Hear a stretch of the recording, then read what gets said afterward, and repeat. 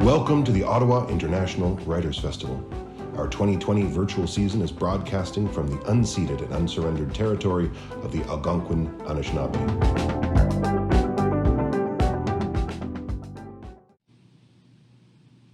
I'm so happy to be joined right now by Pico Iyer. And Pico was in Ottawa 19 years ago this month. And at that time, he was promoting a book called The Global Soul. Earlier this afternoon, I was able to find it on my shelves. I still have the copy that Pico that you kindly inscribed for me, and I remember our conversation that day. And if we can think back 19 years to the early part of this century, there was much happening in the world, and much of the talk was around globalization and the promise of the technologies that were coming to fruition, the connectedness of people, the movement of ideas, the movement of people across borders, and a greater openness.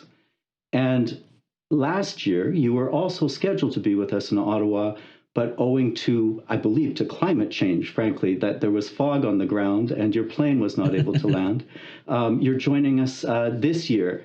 Last year, you were discussing your book, Autumn Light, and we'll talk about that book. But perhaps the most logical way, or the nicest way to enter into our conversation today, is for me to ask you about 20 years on from the global soul, the world that we find ourselves in now. And in particular, in 2020, the global pandemic, COVID-19. Pico, I trust that you're well and that your family's well, and you're joining us from California. I am indeed. Thank you so much for all those memories and those eloquent words, Peter. And I love the fact you mentioned about global connectedness being the anthem of the moment in 2001, because that's what allows me to talk to you at last right now in ways that actually we couldn't have foreseen back in 2001. And you're absolutely right. I'm really delighted. This is the third time I've been part of this festival. And I do feel a little ill-starred because actually the first time when you and I spoke, it was the weekend of September 11th. And I had to delay my flight to Ottawa. And then when I arrived in the airport, 3 days after September 11th, with my complexion and a tiny carry-on, having just written a piece about Yemen, and with Syria in my passport earlier that year, saying I had come to Ottawa for 36 hours to talk about globalization. I had a very long stay in immigration, so I was there for more than an hour. Only just got in. I never forget that weekend. And then, as you mentioned, last year, literally, I think the very day, a year ago to the day, I was circling over Ottawa Airport, coming from Toronto, dying to come and talk to you, and we got robbed of that opportunity. So I'm so glad we get to keep up with it now. And to me, when we were all talking about globalism in 2000 and 2001, I'm not sure that the contours have changed that dramatically. I think the speed of change has been unanticipated, and the intensity and volume of the movement across borders among the privileged and among the desperate and the undefended has been beyond anything that I and many of us might have imagined. But that said, I don't see the world as being so different now from the way we imagined it when you and I spoke about the global soul 19 years ago. Nationalism, we all know, is on the rise, but I think that's only because it's on the run, and because many people want to yank us back into the past because they're unsettled by the future. They want to bring us back to simplicity because the world is getting too complex, and they want us to come back into a single home because so many people, especially in Canada, have global affiliations and many homes, and they're different parts of themselves in different places. So there's this great pushback that we're witnessing everywhere from India to Hungary, States. But I think that's only because at the individual level, incrementally, globalism is moving forwards. Every time somebody touches and befriends somebody from another culture, which is happening 100 times as you and I speak, and the children who grow out of those unions will send another black and white division out the window. So I think one way or another, globalism is irreversible. It's like the internet, we have it now, and all that can be done with it is that it gets refined and improved, but it can't be undone. it can be so difficult to witness and to live through the things that are happening around the world in terms of resurgent nationalisms and prejudices and tribalism. And at the same time, if I'm hearing you correctly, this is sort of a last gasp that the future of humanity is actually much brighter than the moment that we're in right now. As ever, Peter, you put it perfectly. Yes, I love the last gasp, or the last, fighting against the inevitable. When we spoke in 2001, I never could have imagined that 7 years later, the most powerful person on the planet, on paper at least, would be a half Kenyan gentleman, partly raised in Indonesia, with a deeply global vision that no White House resident had seen before. And although America's clearly, the US has moved in an opposite direction since 2016, I think we're in danger of being victims of a short attention span if we forget all the progress that has been made. I often remember how when I was a little kid, here in the US, 98% of people disapproved of mixed race marriages. By 2014, the percentage was 3%. That's amazing. In one person's lifetime, from 98% disapproval to 3% disapproval. And of course, Toronto, Vancouver, Montreal, all the great Canadian cities are exemplifications of this. They seemed very global to me in the year 2000, but probably many times more so now, to the point where Toronto, famously, the average person you see on the streets is what used to be known as a foreigner, somebody born in a foreign country. Same with London, near where I grew up. And so all of that, I think, is making our lives infinitely more interesting, more diverse, certainly, and more imaginative, especially in the creative sphere and on the individual front. So yes, I do see this as a last gasp, protesting against what is the future and is happening every hour and certainly every day. Hearing you just now reminds me of a beautiful micro essay that's published on your website about a moment in 2006 where you and your friend Paul Theroux were in Hawaii and you met the man who would become the president. Can you tell us just in a capsule about meeting Barack Obama in 2006? Yes, I was in a tiny little burger joint in the North Shore of Hawaii with my friend Paul Theroux. And next to us was this table of about 16 or 17 people. It looked like a table in Ottawa, probably, because some were African American, some were Asian American, some were an indefinable mix of all of those, all dressed in shorts and flip-flops, very casually. And there was one very skinny person at the middle of the table who looked like a teenage boy who was going up and fetching avocado burgers for the rest. And because Paul follows the news much better than I do, he said, "Look who's next to us." And I didn't know. And he said, "That's this guy who they say is going to enter the presidential race next week, Barack Obama." And I was lost, typically. But Paul said, "We've got to go and speak to him." Well, what's the chance? And I said, "Paul, if he's about to enter the presidential race, he's probably cherishing this last moment of freedom to be with his family before the spotlight's on him." But Paul has much more resourcefulness and determination than I. So he more or less picked me up and we went over, just as they were getting ready to leave. And Mr. Obama jumped up. And Paul Theroux said, "Excuse me, I'm sorry to bother you." I'm Paul Theroux. "Oh, yeah, the Great Railway Bazaar. I used to live in Indonesia." Instantly, he was swapping anecdotes with Paul. Then Paul said, "This is my friend Pico Iyer." "Sure, Cuba in the Night. I read your novel a few weeks ago, just before I was off on my way to Havana." And we were two pestersome people intruding on him during this private moment.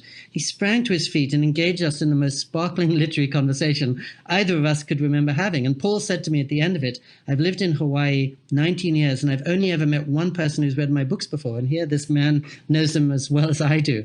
And among other things, it was a reminder that the best travel writer in America, as I see it, was the man at the next table. I mean, Paul is a distinguished novelist and a tremendous traveler. But when I think back on Mr. Obama's first book, Dreams from My Father, he was really charting the century that you and I are talking about now in ways that neither Paul nor I had done. So it was lovely to get that little taste of his literary sophistication and excitement just 1 week before he disappeared into the political realm. What I love is the conclusion to that essay on your site, where you contrast and compare the promise of Hawaii and the social promise with merely going to seek your fortune and exploiting natural resources in Alaska. And it's just a lovely grace note that concludes that piece of writing, and I think it resonates to this day. Pico. Thank you. I must admit, I've forgotten the essay in question, but I'm really flattered to be reminded of it. Thank you. It brings me to the next thing I'd like to ask you about, which is perhaps the label of travel writer or the ways in which writers are classified. Refreshing my memory and enjoying many of the things that you have written recently in this last month, and knowing that we'd be speaking again, I come to the perception that your body of work is so varied and rich now that travel writer doesn't even begin to capture what you do and what you've brought to the world. How do you feel about being described as a travel writer? Well, it's a great convenience because people know where to find my books in a shop, as they might not if I just belonged to that huge, amorphous, all-embracing category known as nonfiction. I've always thought that the definition of a travel writer is somebody who is not so interested in travel. In other words, Jan Morris is principally a historian of empire. Paul Theroux is a wonderful novelist. Bruce Chatwin was a kind of anthropologist of kinds.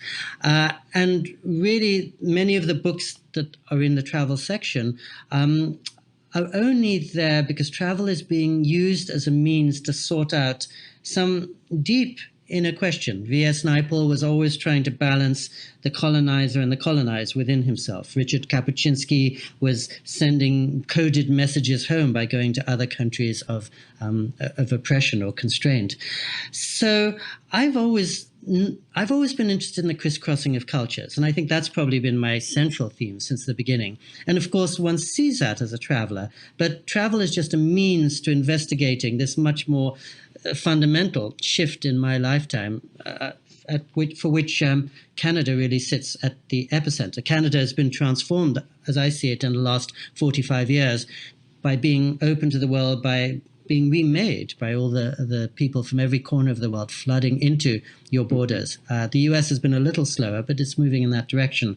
And so as somebody who grew up with an Indian face, an English voice, and an American green card, I thought, well, this is new terrain that nobody has really chronicled. And willy-nilly, whenever I go somewhere, I'm seeing it through the lens of three intermingling cultures. And of course, in the urban Canada, that's the norm. If I go into a classroom in Ottawa, probably most of the students I meet are much more international than I am. So just by virtue of following my background and the doors it opens, I suppose I've been trying to chart the world that's coming to light all around us. And in a very literal sense, as you probably know, I wrote a book not so long ago called The Art of Stillness. And my book, Autumn Light, is essentially about going nowhere, about just being in this little neighborhood. And we all know that it's much less important to move around than to be moved. And that travel is much less important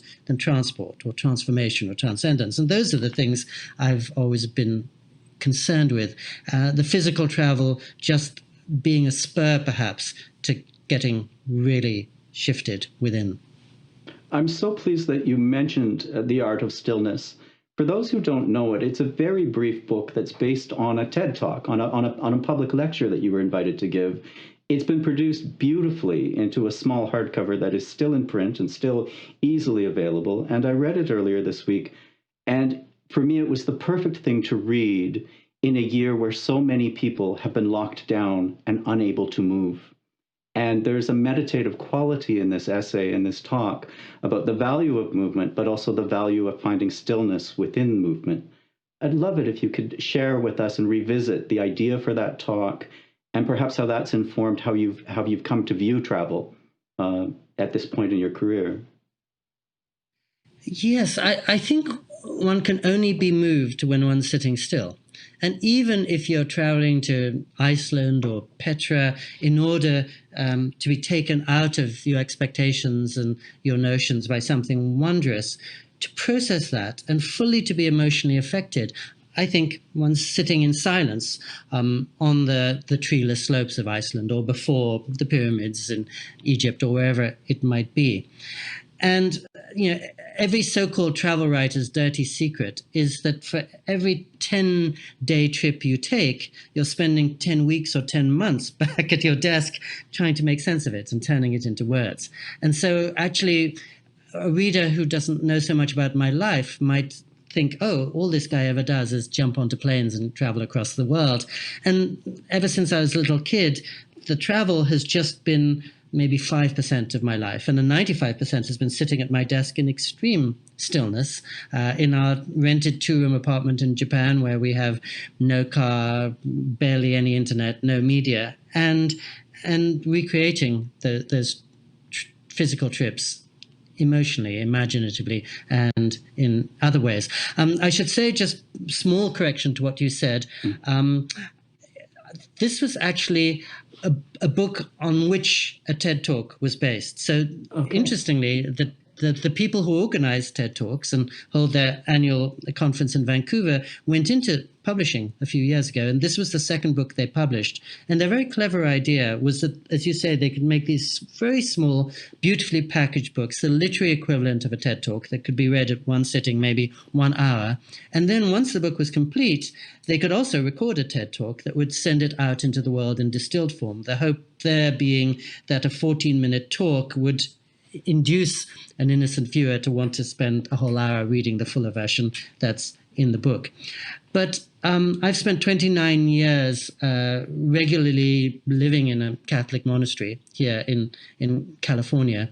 And as a writer, really, I feel that I've spent 46 years essentially sitting at my desk reading and writing.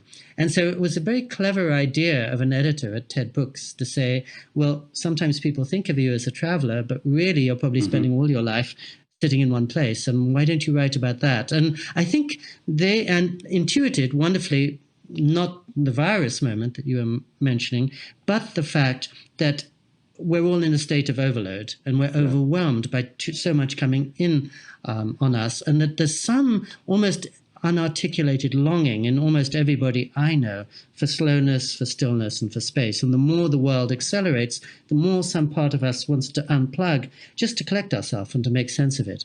And so in terms of movement and stillness, I mean, I often think that my job is to go out into the world and gather experiences and emotions and encounters, much the way you might go to a farmer's market and gather some spices and ingredients. And then I come back to my desk and spend long months there turning those ingredients into a meal, which is the book or the essay.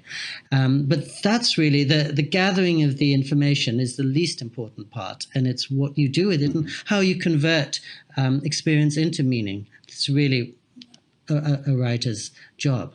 And so I think stillness is how we make sense of the movement in our lives. And the more movement we have, the greater is the need for sitting still to process it and really to recollect what we love, to remember our priorities. I feel that the challenge of the modern moment is the cluttered desk and the cluttered calendar, where so much is coming in on us that we lose track of what's the most important. And then when suddenly we need to put our hands on what we care about most, we can't, because there's too much distraction or trivia obscuring it. So I owe a great deal to my editor, who came to me with the idea, please write a book about stillness, because that's what the world is longing for. And you as a writer probably spend more time in stillness than somebody who has to go to an office every day.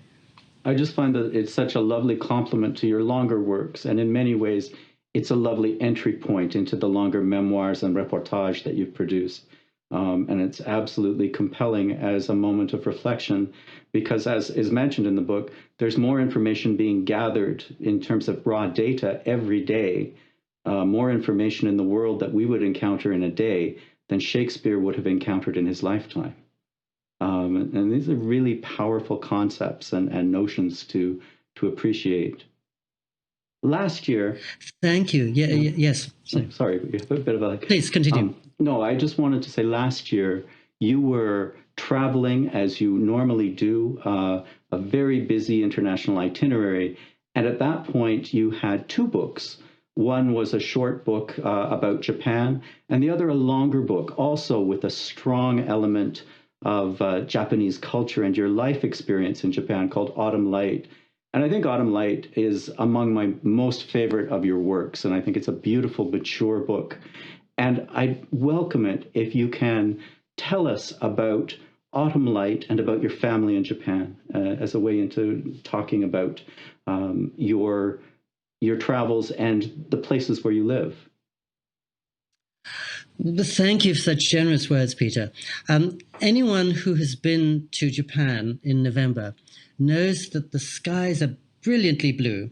The temperature is 75 degrees Fahrenheit. It's one of the sharpest, warmest times of the year. But of course, everywhere under that blue are the golds and the scarlets and reds of the turning leaves. It's a very, very radiant autumn.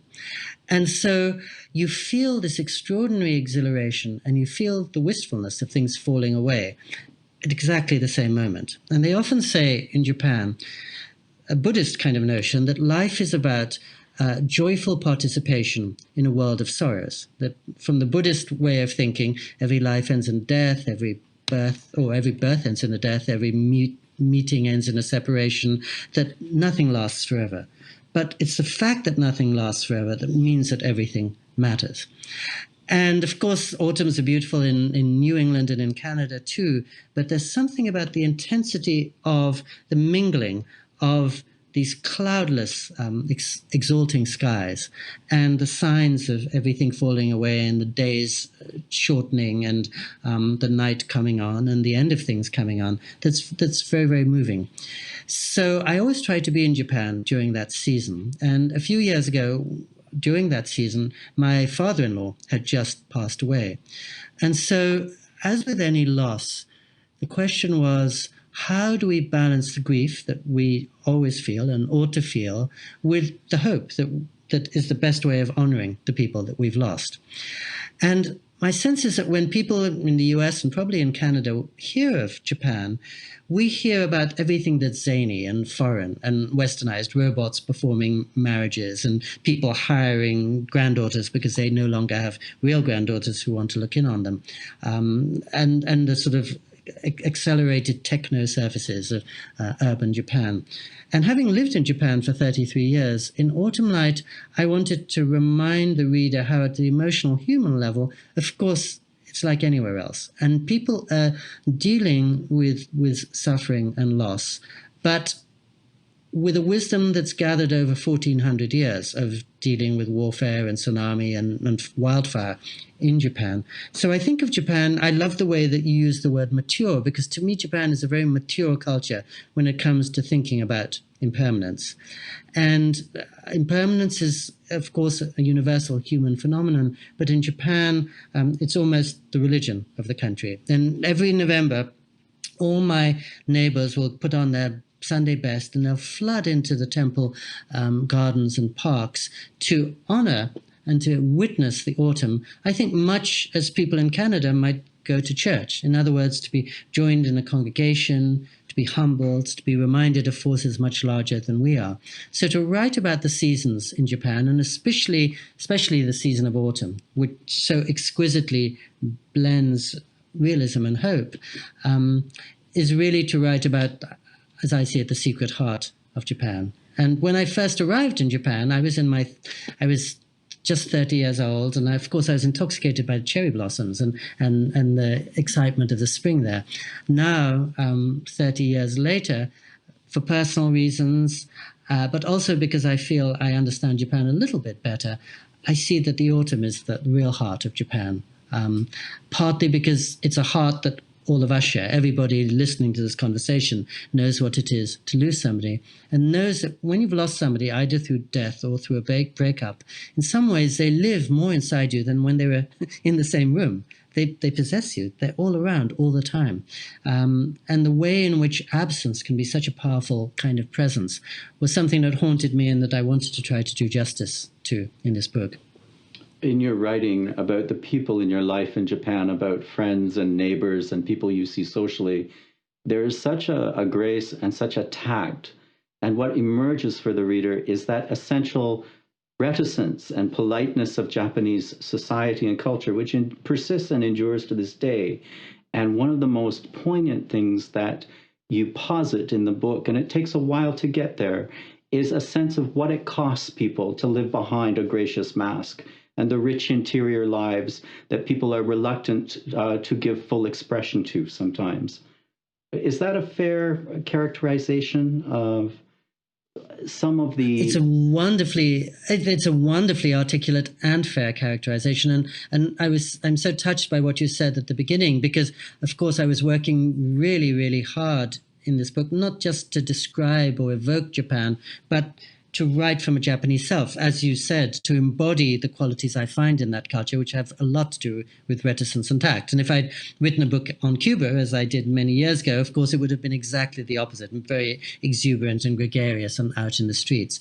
But I'm very touched by the way that the Japanese people, we often talk about the Japanese economy, and I think the heart of the Japanese economy is people are so economical with words and so economical with expressions. And all the world witnessed this during or after that terrible tsunami that swept 18,500 Japanese to their deaths in 2011. And when you turned on the TV 2 days later, you'd see lots of people standing absolutely silently, no word of complaint, few signs of grief, partly because Japan famously is a place where everyone is acutely sensitive to the needs and the fragility of everyone around her. And so at that moment of terrible loss, somebody who'd lost maybe most of her loved ones knew that everybody around her had been through an equal loss. And so she didn't want to impose her suffering on people who were suffering already, nor did she want to say, I've been through such a trauma, because everybody there had been through that trauma.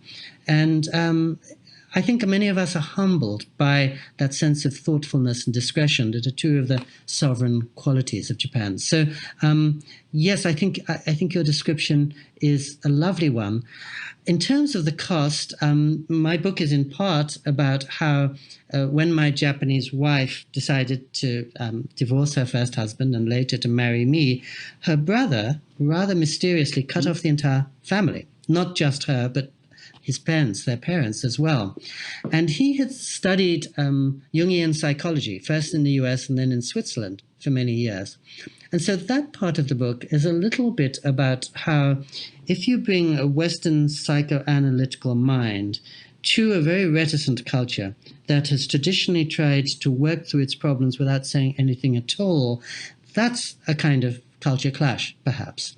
And I think in Japan, if you're going through a great loss, traditionally you would turn to a grandmother, a priest, or just the gods before whom you pray.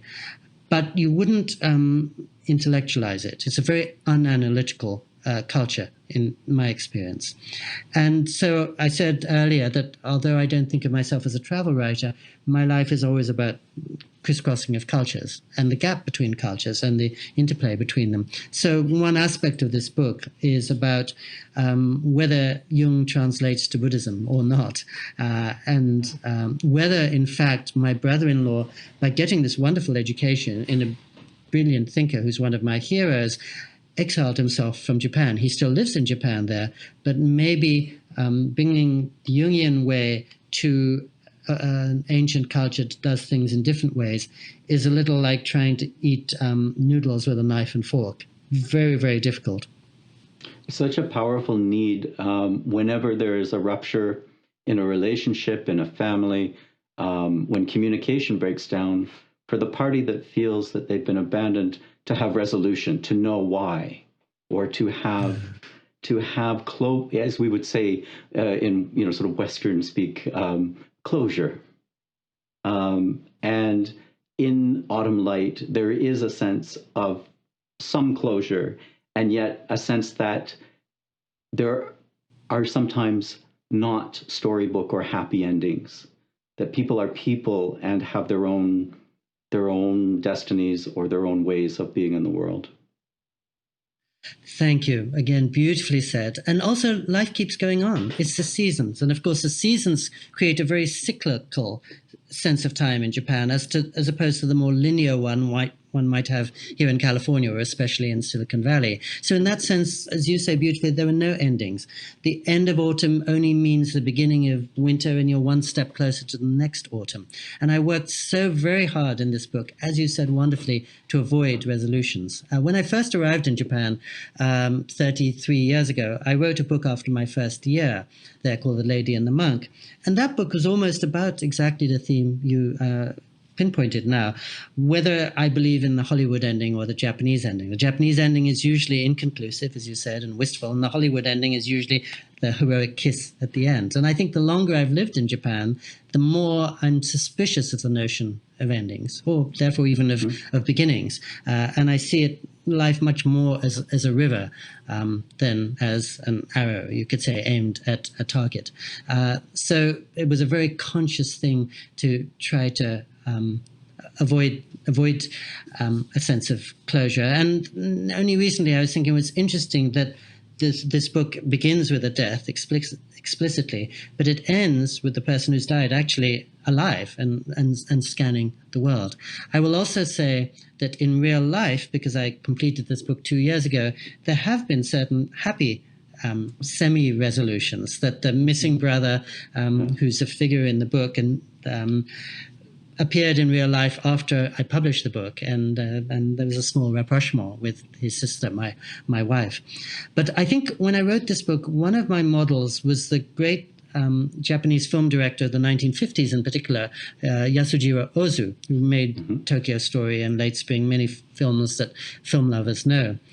And one of the things I love about his work is that on the surface, nothing is happening.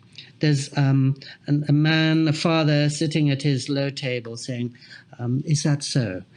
And there's a train racing past, and there's a neighbor knocking on the door and saying, hello. That's it, for 2.5 hours. And when I was young, I thought, well, this is a definition of boredom, 2.5 hours when nothing is really happening. And as you perfectly said, no closure, no resolution.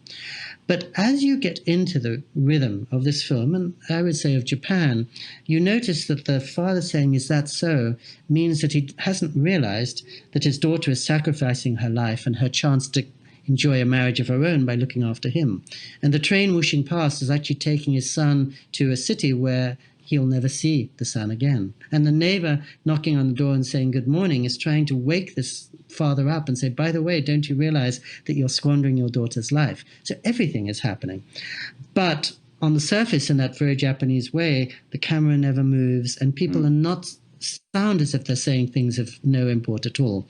And so again, I worked very hard in this book to just describe 3 months in the everyday life of a generic suburb of no particular interest at all, with no great drama, because I feel behind the skyscrapers of the big events in our life is that river constantly flowing, and that's really where our lives take place. And you and I and everyone who might hear this conversation remembers certain dramatic moments, but the vast majority of our time is spent going to the post office and waiting for our kids to come back from school and going to the bus stop. And I wanted to catch that as the real texture in which we swim. There's a passage in the book where you describe the suburb where you live in Japan and daily routines, and something that would be instantly recognizable to anyone in Canada or the United States, anyone who lives in what we would say would be a first world economy, the sight of many, many elderly people at McDonald's, utterly without anywhere else to be, and yet this is a place where they go to congregate and to be in the world and out of the house. It's such a haunting passage of the book, and it's so universal. Even in Japan, it would seem that the structures, the societal traditions which revere the elderly or which revere tradition are, if we would like to say, imperiled or challenged by modernity. Yes, again, wonderfully said. And it is so universal. I think after I published the book, I found that many people in New York City, and no doubt in Ottawa too, older men just go to McDonald's, buy a single cup of coffee and spend all day there so that they won't be alone at home. And you're exactly right. Japan is a culture that has traditionally revered the elder. In Japan, it's a polite thing to ask somebody how old she is as soon as you meet her, because the older she is, the better for her, and the more deeply you bow before her and the more care you take of her. One of the problems, famously in Japan, is that they have such a huge percentage of the population over 65 and such a small birth rate. And that's the kind of thing that we're always reading every time we pick up the newspaper, the statistics. But I wanted to put a human face to it. And as you say, just to look around McDonald's at 10 o'clock in the morning and see that at almost every table there's an elderly man alone reading the newspaper and doing something he could probably be easily doing elsewhere. Is very haunting and brings home the condition that otherwise just sounds like a sociological situation in a rending emotional way. And again, when I go to the post office in Japan and I eavesdrop on the women around me, it's exactly the same conversation I would be hearing in London or California or Ontario. One woman is saying, the waiting lists at the elderly facilities go on for 6 years, and I don't know if my mother's going to last 6 years. And if I do send my mother to that facility, I'll feel really guilty. But if I don't, I'll feel really frazzled, and I may not last 6 years. And everything we're doing with the kind of human equivalent of climate change, by which I mean that humans are living longer than we've ever lived before, but that means living many, many years, perhaps after our minds and our memories have begun to give out. And as you say, absolutely universal phenomenon. And one of those things that again, is not about Japan in this book, but is about all of us. And that those of us, let's say I'm in my 60s, probably having to spend much of our lives tending to our elders and then thinking, well, what happens to us if I keep living year after my expiration date, as it were? And what sort of limbo will that be? And it's something that humans haven't really had to address before, but it's clearly one of the urgent issues before us, exceeded only in urgency by literal climate change, probably. With the arrival of the pandemic in 2020, of the COVID-19 phenomenon, and borders closing and mobility being restricted, many people, I think, for the first time, came to a reckoning with mortality and with the very vulnerability and fragility of being alive. And for you, as someone who spends half of the year at home in Japan and then half of the year on the road, how has it affected you and your family? Have you been locked down and unable to see loved ones? Have you been, directly impacted by what's happened this year? Yes, thank you. And I know you've actually raised the issue of 2020 a couple of times, and I haven't addressed it yet. And I will say that it's interesting. I published this book about uncertainty and mortality a year before it became such a powerful reality for, as you say, everybody across the planet, partly because I think the coronavirus has only highlighted what is always the case, which is a year ago, none of us could say what's going to happen tomorrow or even tonight. We're always actually living in that state, but it's really, as it were, come home to us this time. And as you say, 6 years ago, I published a book about living in stillness, and the subtitle of The Art of Stillness is Adventures in Going Nowhere, and that's probably a description of the life almost all of us have been leading the last 8 months. I would say I and those around me have been very fortunate so far. I spent the first couple of months of the virus season in Japan, a radiant autumn, cherry blossoms flowering everywhere, nightingales teaching their young to sing. And also, it goes back to what I was saying before, Japanese are very seasoned veterans when it comes to suffering. So as I walked around the streets, no panic, everybody very calm, sane, actually life going on surprisingly similar to normal, well into the middle of April. And my life too. I had to fly from Japan to California 1 month after the pandemic broke out, just for a day, and I did and flew back, and it was a very easy flight. And then in the middle of April, I had to fly again from Japan to California, taking 3 flights across the Pacific because my mother, who's 89, had just been in the hospital, not for the virus, but because she was losing blood and I needed to be with her. So the last 5 months, I've been here in California with my mother and with my wife now. And in our fortunate, so far, little bubble, it's been a time for appreciating everything we take for granted. My parents have lived in the same house for 53 years, and I had never in those 53 years walked up to the end of the road. Now I do it every day. And my parents, now just my mother, live 2/3 of the way up the mountain. So it's a beautiful road. And every now and then I'll turn around and look at the Pacific Ocean below my mother's house and the islands shining in the distance and think, this is the kind of view I would travel halfway across the world to Rio de Janeiro or Capri to see. It's right in my backyard. And all these years, I've never thought to take the time to look at it. I've also appreciated the fact with an 89-year-old mother, I'm so glad I've been with her 150 straight days. And that's the first time that's happened since I was 8 years old. So it's certainly been a delight for me, and I'm hoping it's been slightly reviving for my mother. I'm her only child, and probably having her usually fugitive son by her side is an unanticipated blessing. The other thing I would stress, and it goes back to what I was saying before, is this is the first time in 34 years where really for 7 straight months I've been able to write all day, every day. I have sent 3 manuscripts to my poor unsuspecting editor, all of them I'm sure unpublishable. But I mean, for me, it's been a wonderful time of creativity. And also I think most of all of just reconsidering my priorities. As you say, last year I was traveling for 7 months with 3 new books that I brought out. This year, the same 7 months have been spent in 2 places, but sitting very still. And like most people probably listening to this, I've lost most of my revenue for the year. That as soon as the lockdown came into being, 23 public events I was meant to be doing got cancelled. But instead of that revenue, I felt calm and sanity and just the kind of luxury of stillness that I too have been craving these last 12 or 15 years, finally brought into my lap. And that's not to begin to underestimate or ignore the terrible suffering that so many are going through across the planet. But in my little sphere, this has been a time for remembering what's most important and thinking about how I can reorient my priorities and change my habits so as to incorporate into my life the things that I've been missing the last 12 or 15 years. Take more walks every day, spend more time with my family, less time on a plane, be kinder to the environment in the process, and just to remember what really sustains us when we're in moments of uncertainty.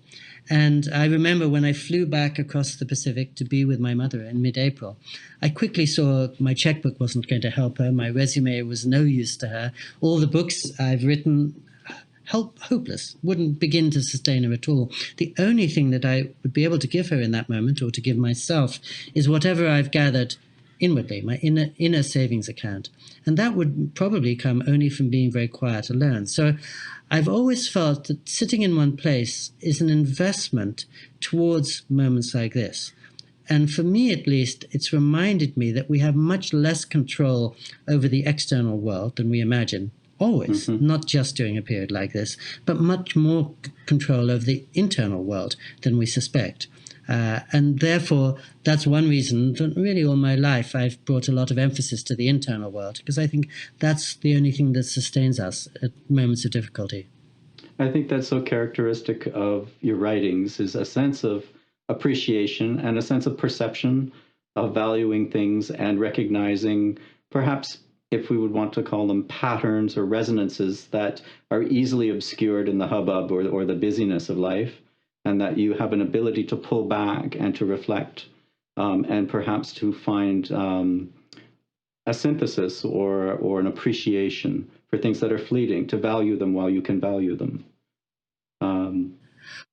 Thank you so much. I think that's the writer's prerogative, that the writer's job every day is to take a walk into a clearing in the wilderness, into this little cabin that is his desk where he's writing, and make sense of the things that most people don't always get the opportunity to, because they're living in much more crowded or pressured or noisy worlds. And the writer is lucky to have the chance to step out of the world, the better to make sense of it. So yes, I feel grateful that my job forces me to spend most of my time just sitting still, trying to sift through experience. In the last and it's interesting, I think you will have noticed in Autumn Light, and sorry for interrupting you, that I return to the same scene with which I began the Global Soul that you and I were discussing 19 years ago, which is when my house here in California burnt to the ground and I lost everything I had in the world, including my next 8 years of writing, my next 3 books, because all of that was in handwritten notes in those days. And I think that fire really underlined to me what I was just describing about how much of life, much more than we imagine, though not all of it, is a matter of choice, that we're defined not by circumstances, but by what we make of circumstances. So that particular fire wiped out 450 households in this neighborhood where I'm sitting now. And I think many people were traumatized for life and really saw it as a terrible loss. Others, after a period of adjustment, saw that in some ways it was an opportunity to remake their lives, just the way that they were redrafting the architectural plans for the new houses they were going to build to replace the ones they'd lost, and to remake those lives in the light of what they'd always wanted to be. In other words, that a catastrophe like that could free us from certain habits that we hadn't wanted to get into in the first place and allow us to live the way we wanted to all along. So, for example, when it came time for me to replace my possessions, I saw I didn't need 90% of my possessions. Mm-hmm. I could live much more lightly. And when I wanted to write, I didn't have any notes. So I thought I'm going to have to try fiction, which I'm sure I would have been too shy or scared to attempt otherwise. And then I thought, well, I don't have a physical home in California. I should spend more time perhaps in my heart's home, which is Japan. And I began what has been really a move to Japan instead of California. So in so many ways, that terrible seeming event opened doors and windows for me that otherwise might have been closed for life. And so this virus year, I've been thinking, what doors and windows has it opened for each one of us individually? And how, going forwards, can we bring some of the things we've enjoyed or gained from during this virus season into our future lives? We've quickly adopted new habits of wearing a mask and washing our hands and carrying sanitizers around with us. What deeper habits can we take into our lives so that they're more in balance? Because I think the Art of Stillness arose from that sense that many of our lives in the privileged world have been intensely out of balance the last few years with the intensification and acceleration of information. And we've lost ourselves and we've lost our sense of direction. And maybe for the fortunate who still have livelihoods and relatives and roofs over their heads, once the virus cloud passes, maybe we can live with greater clarity than previously. Thank you. Pico, I apologize because I've stepped on a couple of your answers to me, and it occurs to me that in your book, The Art of Stillness, one of the things you mention is that modern media cannot abide silence, that there cannot be any dead air or any pause, and yet a pause is so integral to human interaction and conversation. So please excuse me if I've jumped on your answers, and I hope we can fix it a bit in the editing.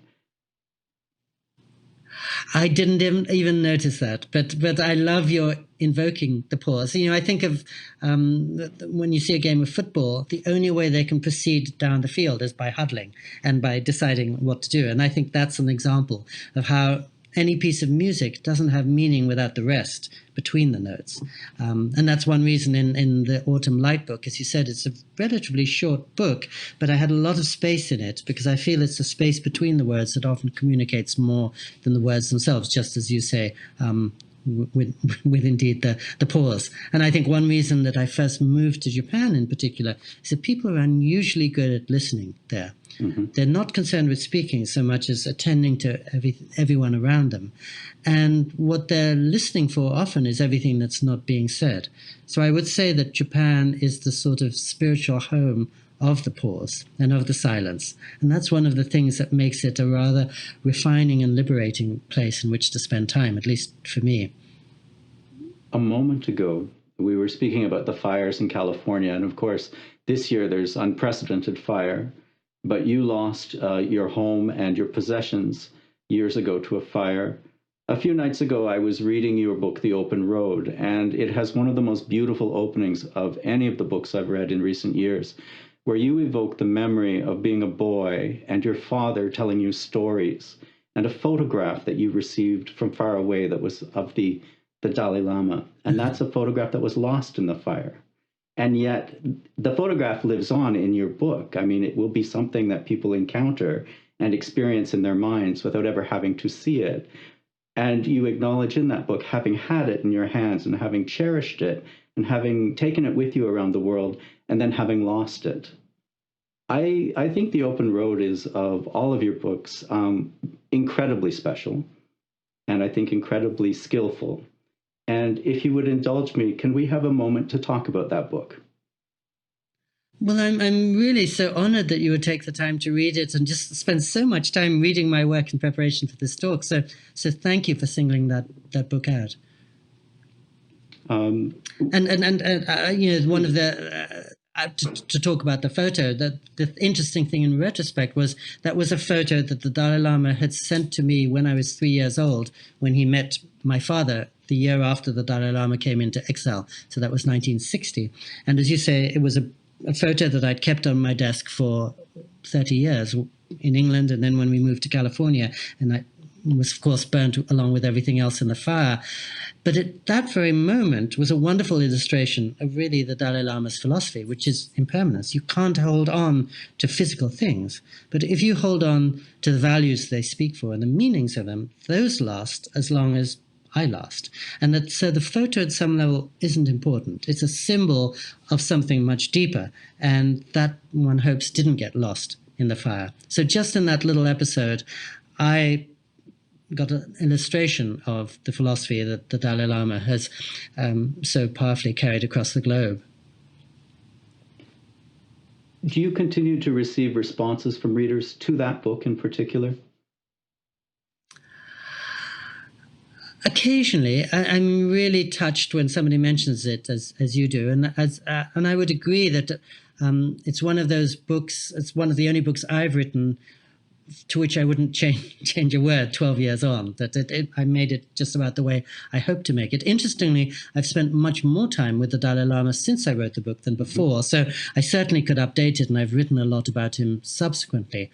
But because he's such a lucid and dialectical character, by which I mean he likes to be challenged and he likes to see two sides of every question or six sides of every question, I tried very hard in that book to offer challenges, to ask all the difficult questions that I think he would most appreciate being asked, and not to try to simplify or reduce his vision, as it's so easy to do with a person of such charisma and presence. And of course, you will know, having read Autumn Light, the Dalai Lama makes a fairly significant, though brief, appearance there, in a way that very much moves me, traveling up to a tsunami-stricken village in 2011 to offer what he can. And I would say what he can offer is a mixture of extraordinary wisdom and clear-sightedness and great humanity, whereby he can offer very good advice to people who are suffering, as a doctor would, but also really feel their suffering to the point where tears come to his eyes when he meets that suffering. And that seems to me a very special mix that he offers. And then the other thing that he offers to the world, and this goes exactly back to one of your first questions, is that, of course, he's the first Dalai Lama in history to travel the globe.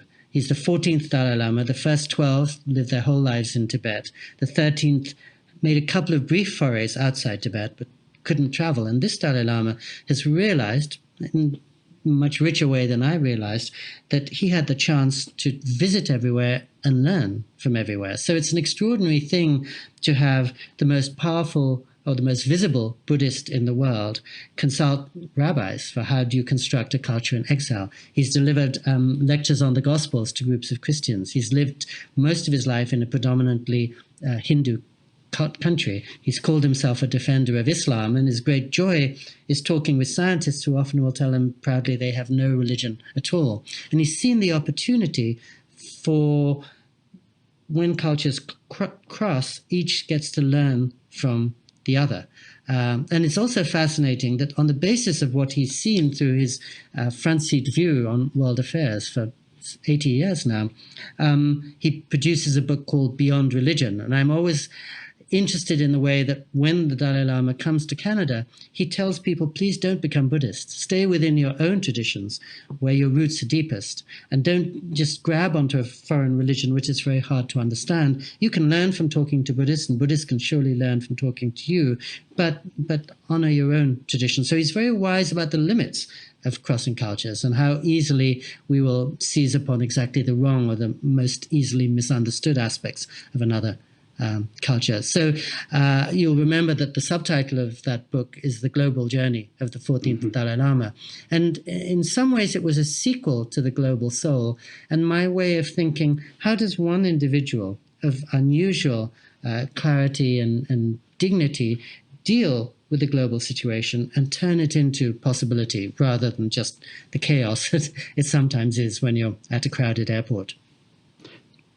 In the current context, you're in the United States, I'm in Canada, we're watching things happen in the US that we would not have anticipated a few years ago.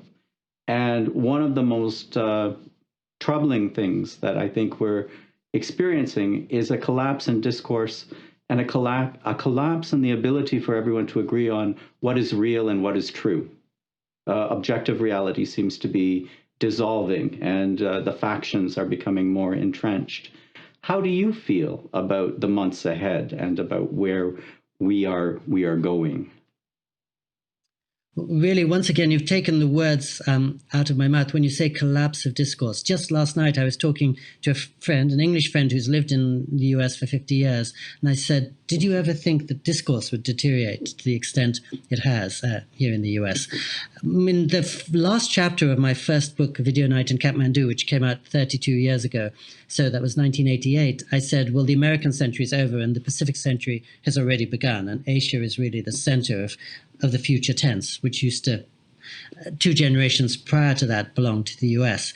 So we're witnessing, I suppose, the culmination of something that's been happening for a long, long time. Last year, as you mentioned earlier, I was traveling constantly with my new books. And so I was in Europe 3 times, I was in Canada 3 times, I was in Asia probably 6 times, and I was crisscrossing the United States.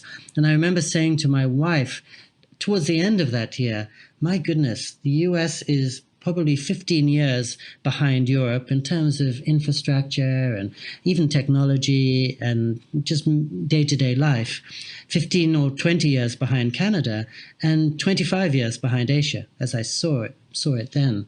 And it's really been tragic to see how the virus has really underlined that and the distance between the US and the rest of the world. And the fact that the US seems much less curious about the rest of the world and the rest of the world is curious about the US. So it's a sad moment to see, in some ways, the end of an empire. And my life has been about the end of empires because I was born and grew up in England, 1957. So I saw the British Empire coming apart all around me, countries getting their independence in 1959 and 1960. Then my parents moved to California, and suddenly I was seeing the American Empire come apart. And then I moved to Japan in 1987 when their economy was doing rather well and looked as if it was going to become the dominant empire. And of course, they've gone into recession for 30 years. So probably no country wants to see me enter its borders because that means the end of their global power.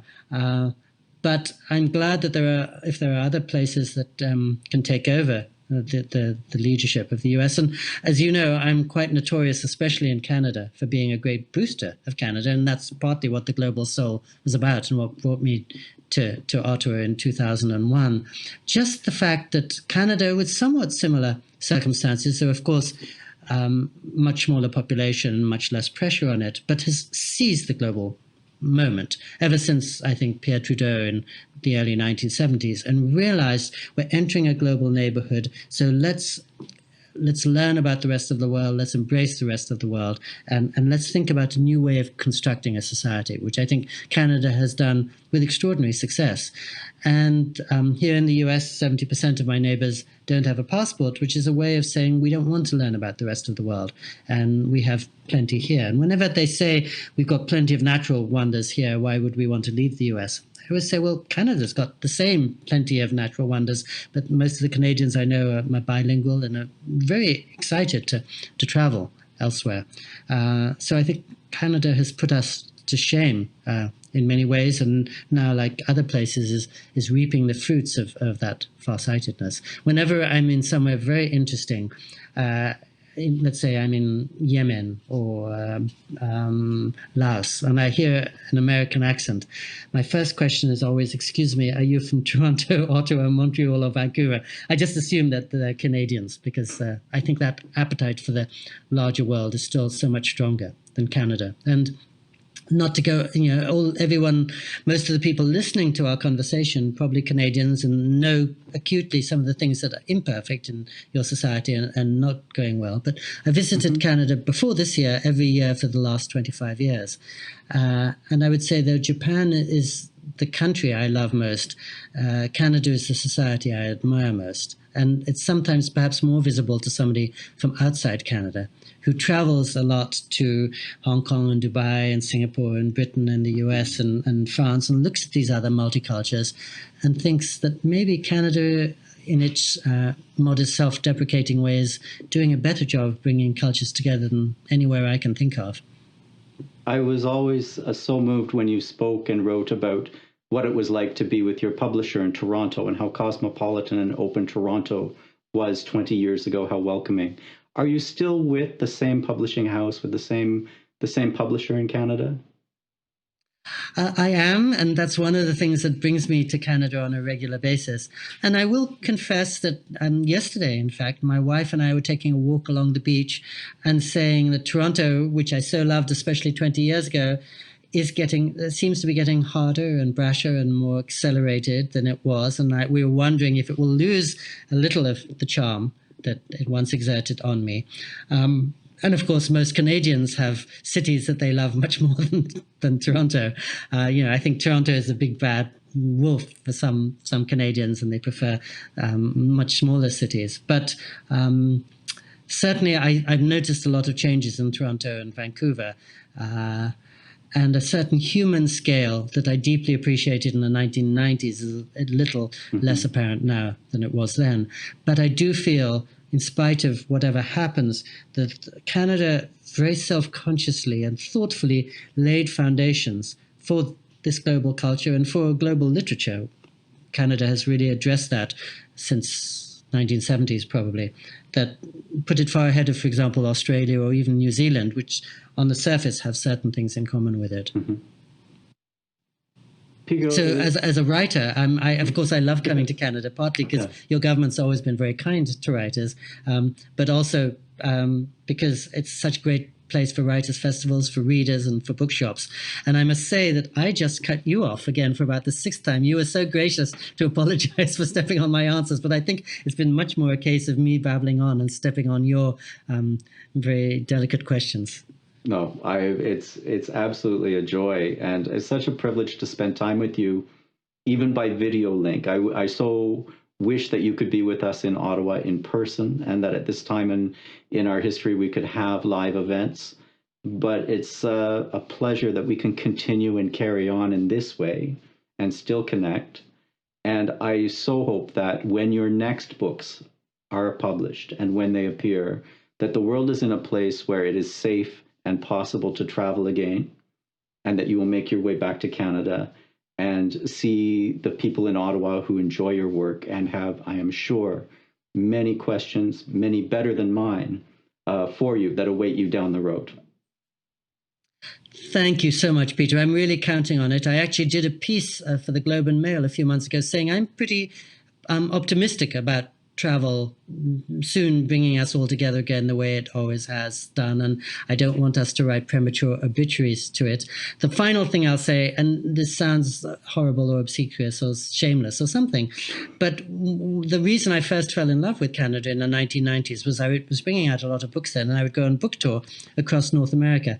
And it speaks exactly to what you said, because as soon as I would arrive in Canada, whoever I was talking to, whether it was a reader or a librarian or a professional journalist or an onstage interviewer like yourself, I would find the questions much deeper level than I was encountering anywhere else. And in fact, the discourse at a much higher level than I encounter elsewhere. So just from my little experience as a touring writer, I've got great confidence in the questions that Canada asks and great memories of the conversations in which it has engaged with me, at least. So I can't wait to be back in Ottawa again. And having really been frustrated to be in that circling plane, unable to land, not many miles away from Ottawa's airport last year, I'm so glad, thanks to technology, we can have this meeting. Thank you, Peter. Thank you, Pico.